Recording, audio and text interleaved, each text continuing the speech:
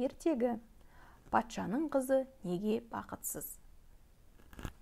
Ертеде патшаның екі қызы болыпты. Патша екі қызын да жақсы көріп, қолынан келгенше оларды ештеңеден қақпай, қалағандарын жасап, айтқандарын екетпеуге тырысады екен. Дегенмен де екі қыз өсе келе мінездері өзгере бастапты. Бір күні білімді бір адам патшаға қонаққа келіпті. Патшаның қайғылы түрін көріп, себебін сұрапты.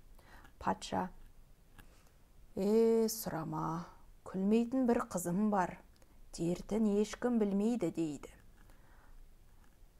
Патшам, рұқсат етсең, сарайыңызға қонақ болайын, мүмкін қызыңыздың қайғысының себебін табармын, дейді жолаушы. Патша қуана рұқсат етіпті. Сол күннен бастап саяхатшы екі қызды патша рұқсатымен жасырын аңди бастапты. Қараса, екеуі түнде жатар алдында жастықтарының астынан бір дәптер шығарып, бір нәрселері жазып, таңертең жазғандарын оқып орындарынан тұрады екен.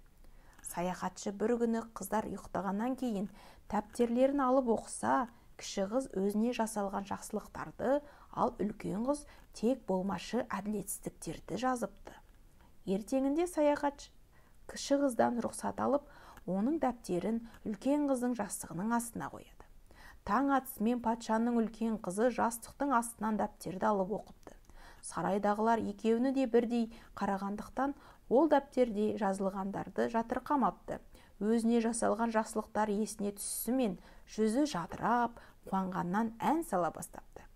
Патша үлкен қызының қуанғанын көріп, өз құлағы мен өз көзіне өзі сенбепті. Бірден саяхатшыны шақырып, бұны қалай жүзеге асырғанын сұрапты. Саяхатшы: патшам, өмір айна сияқты.